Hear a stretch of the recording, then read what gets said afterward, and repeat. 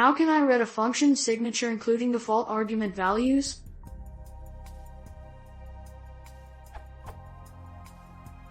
Given a function object, how can I get its signature? For example, for I would like to get my underscore method first, second, third equals something.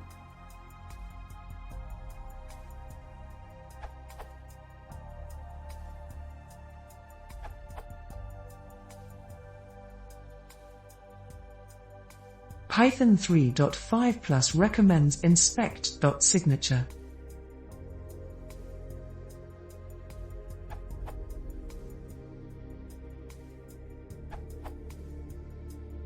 Arguably the easiest way to find the signature for a function would be help function.